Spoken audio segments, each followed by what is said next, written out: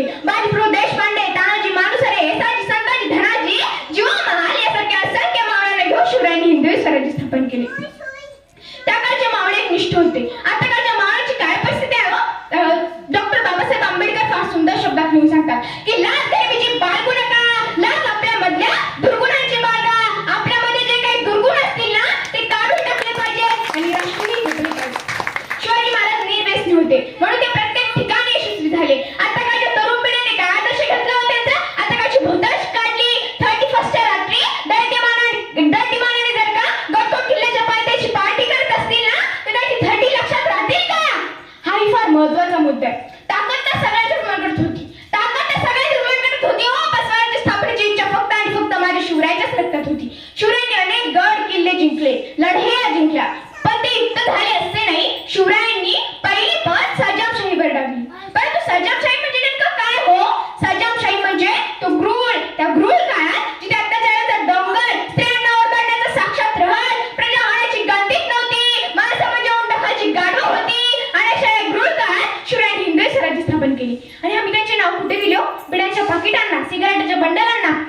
एक कवी फार सुंदर शब्दात लिहून सांगतात, आजही महाराष्ट्राच्या अस्मितेच्या नावाने छत्रपती शिवाजी महाराजांचे आणि शंभूराजांचे नाव बिड्यांच्या पाकिटांना दिले जात आहे. ही तर फार मोठी दुर्दैवाची गोष्ट आहे ना मित्रांनो. आज 350 वर्ष झाली तर या महाराष्ट्राच्या मातीला छत्रपती शिवाजी महाराजांची गरज पडते. ही तर फार मोठी शिवक्रांतिक आहे ना. अहो, असं वाटतं भले पहाटे उठावं, रायगडच्या पायऱ्या चढाव्या, या मनातून, या अंतकरणातून माझ्या राजाला हाक मारावी, म्हणावं, सांगावं, विचारावं की राजा कशी पकडली उपलब्ध धरण तलवार, की राजा कशी पकडली उपलब्ध धरण तलवार. आता तुमचा मावळा सदाच्या हातात कप घेताना हात लटलट कापतोय राजा. तुम्ही तर राज्यविडे आहात. आज हा तुमचा मावळा म्हणतोय आम्ही दोन आणि आमचे दोन. आमचं होतं एक चौकोन, चौकोनातले जागदार दोन, मग उरलेल्यांना आधार कोण. अशी गंभीर परिस्थिती महाराष्ट्राची झाली आहे. रायगडाच्या भिंतीत बंटाचा वास येतोय. 31 डिसेंबरला आज हा मावळा तुमचा कसा नशेत झुलतोय राजा. बघा महाराष्ट्राची परिस्थिती काय झाली. महाराष्ट्रात रायगडावर उभारली तुम्ही शिवराष्ट्राची गुढी.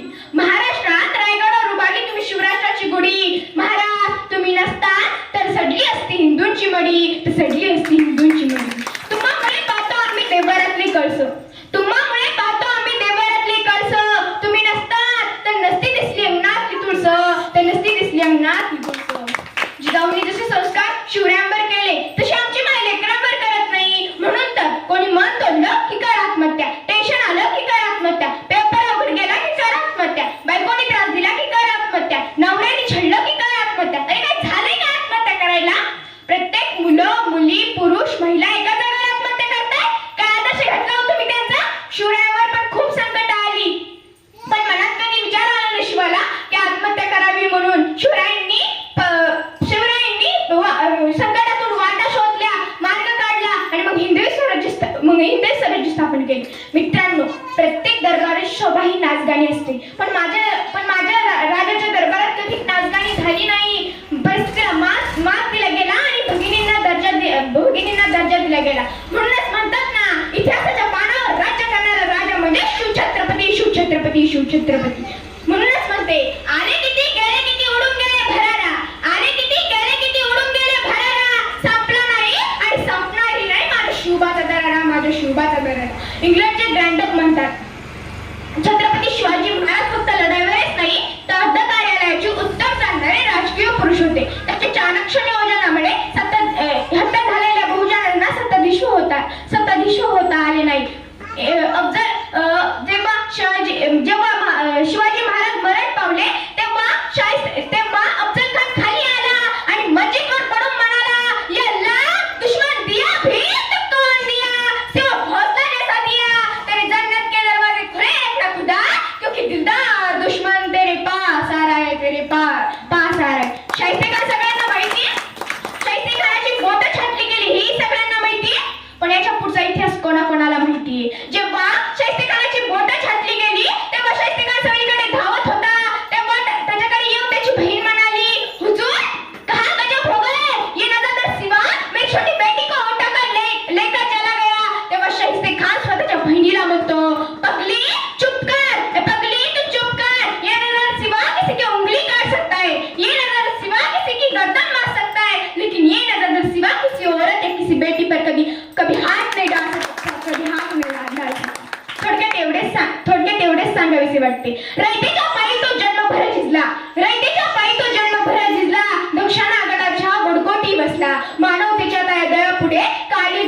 आणि असा एक शिवसूर्य रायगडी निजला.